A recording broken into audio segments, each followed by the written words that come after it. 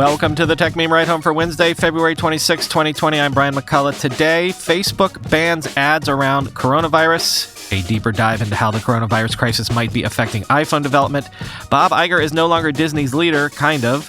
Why Waymo is hiring like crazy in hopes of a self-driving breakthrough. And if you see someone using an iPhone in a mystery movie, guess what? They're probably not the bad guy.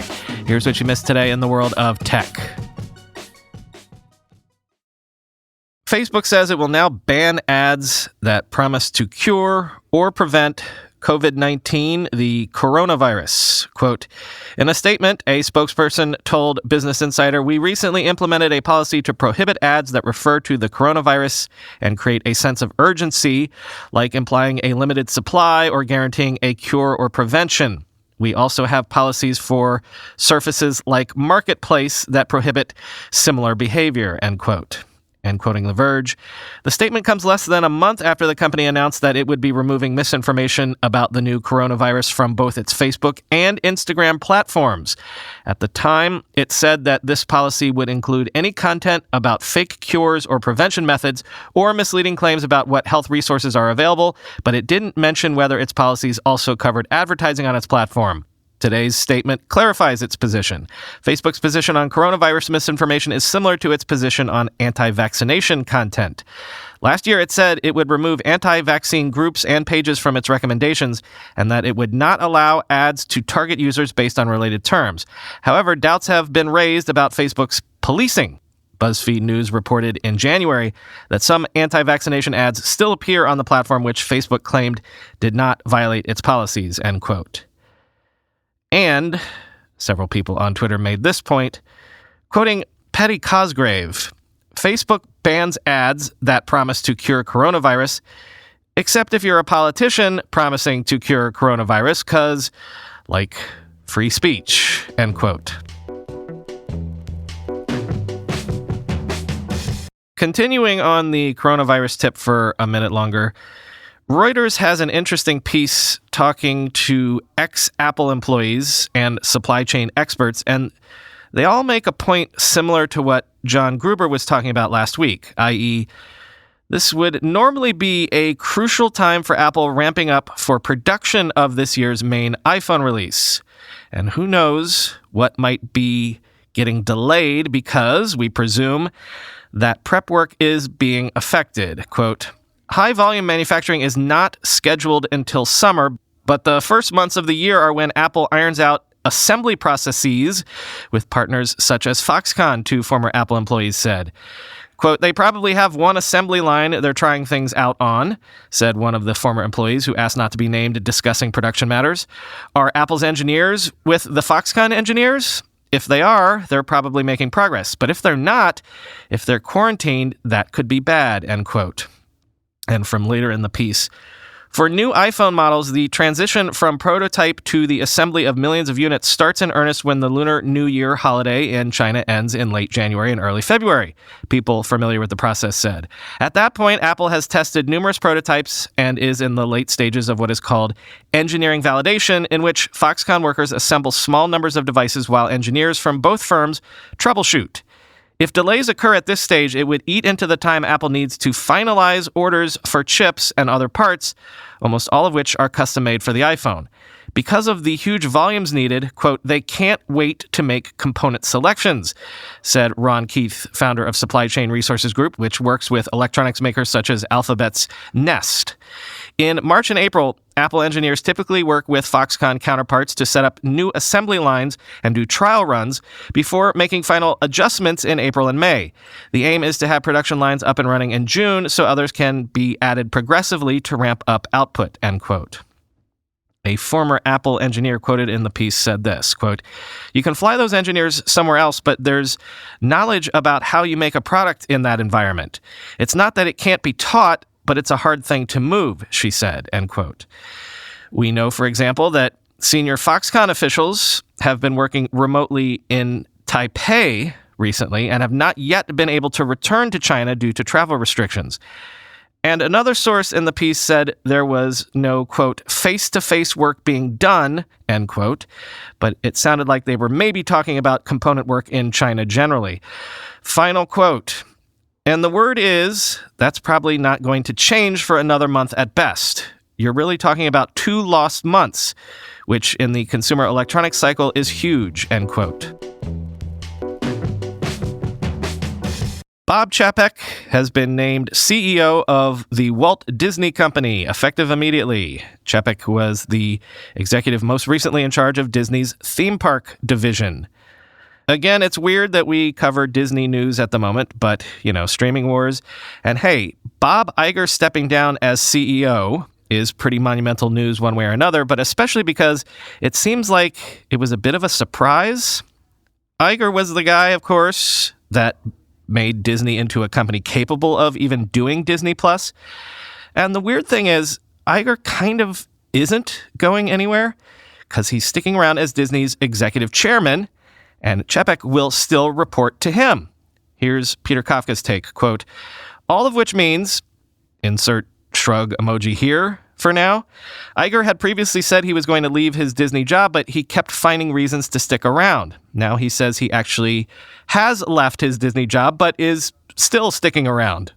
Iger's for the record logic, which he laid out in a quickly scheduled conference call with investors, was that after buying much of Rupert Murdoch's 20th Century Fox and then launching his company's big move into streaming last year, the major structural changes he wanted to make have been made. Now, he said, he has decided that, quote, I should be spending as much time as possible on the creative side of our business because that becomes the biggest priority, end quote.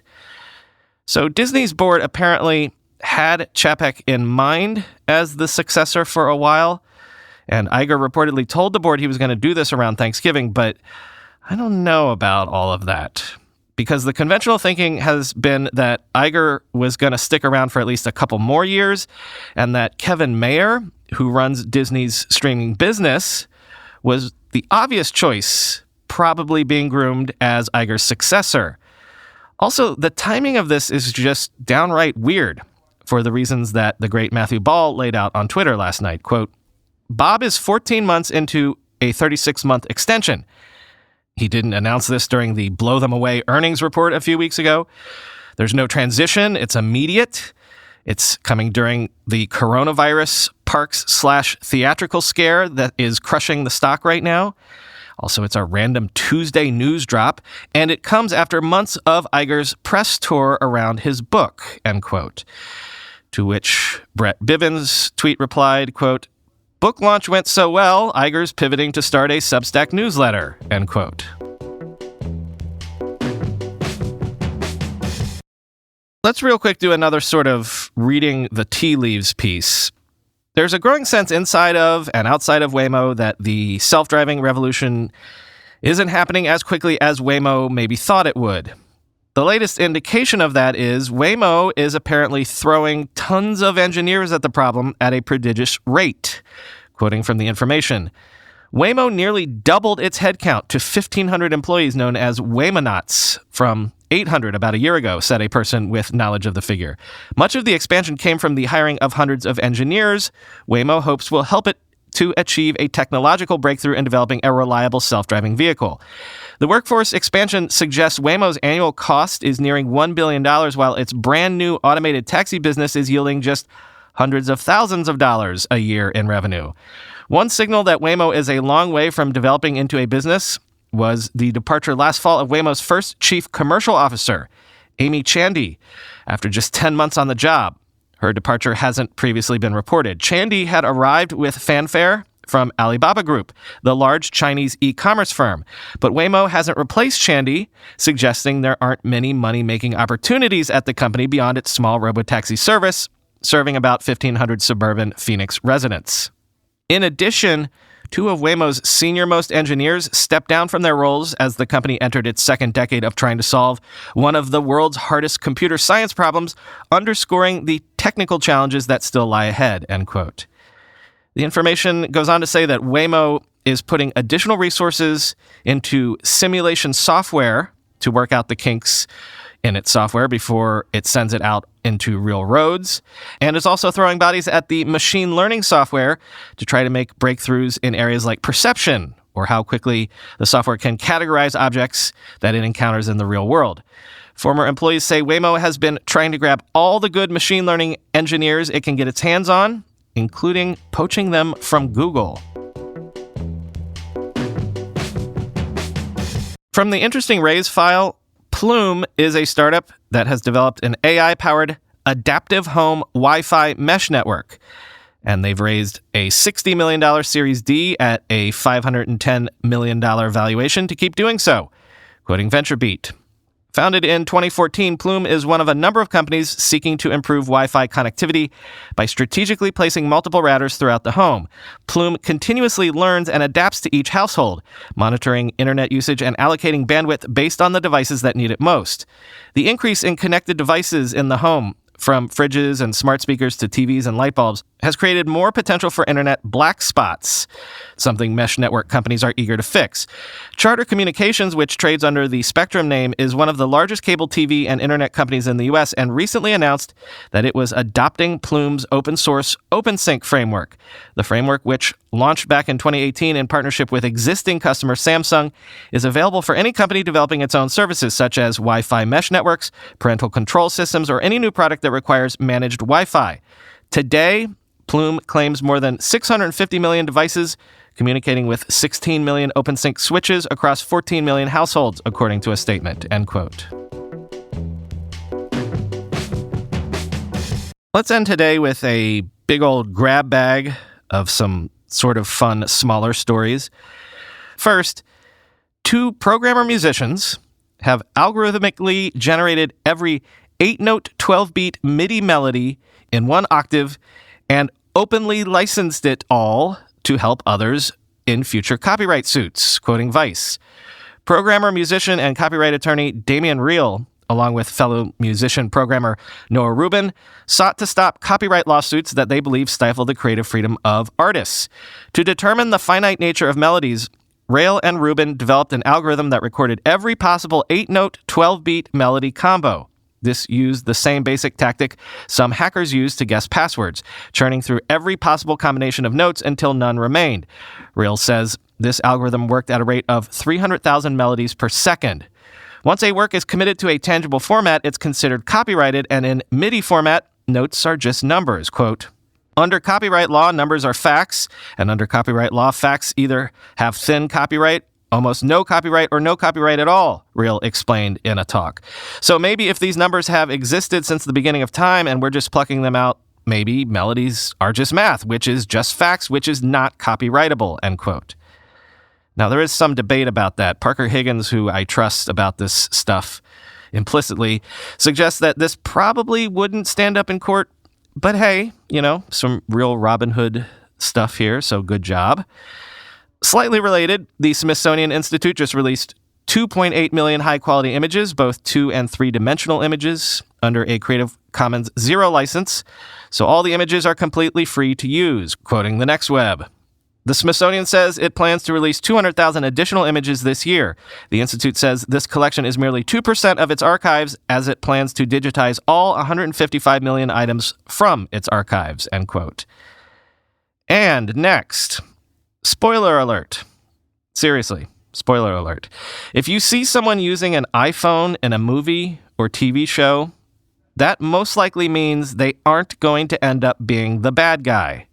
That's according to director Ryan Johnson regarding Apple's policies for using their products in films and TV shows, quoting The Verge. Apple, they let you use iPhones in movies, but, and this is very pivotal if you're ever watching a mystery movie, bad guys cannot have iPhones on camera, the director said in a video interview with Vanity Fair.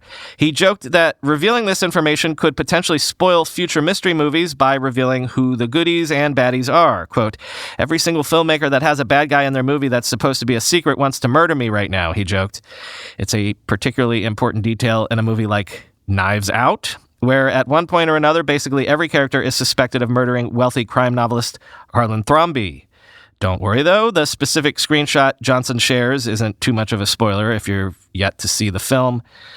There have long been rumors about Apple's control over how its products are shown in TV shows and movies. According to Mac Rumors, the company says that its products should only be used, quote, in the best light, in a manner or context that reflects favorably on the Apple products and on Apple Inc., end quote. And as far back as 2002, people noticed that on the original seasons of the show 24, all the good guys used Macs and all the bad guys used Windows PCs. As The Verge asked, so what should we take away from the fact that everyone on Succession seems to use Samsung devices? And finally, just the other day, a listener got in touch over Twitter, got in touch politely, to suggest that I'm pronouncing the word Jif wrong. Well, you might have seen this. Jif, the peanut butter company, in conjunction with Giphy, the, meme company, released limited edition jars of Jif peanut butter. Jif, J-I-F, but on the jars, it's labeled GIF and has the sub-label animated looping images. So apparently the J.M. Smucker's company, which owns Jif peanut butter, wants to suggest that it owns the Jif pronunciation with a soft G, while GIF should be a hard G. This is all despite the fact that Steve Wilhite, who created the graphics interchange format, said in 2013 that it's pronounced Jif. And he invented the darn thing, so, Look, how about this? Every time I have to talk about this word, what if I just rotate the pronunciation so that it'll piss everyone off equally? This time I'll pronounce it Jif, next time I'll pronounce it GIF, and on, because actually I really don't know how I tend to pronounce it most times, so I probably have been saying it both ways already, depending on which way the wind is blowing that day. And also, clearly there's nothing else going on in the world right now that people should be getting riled up about, right?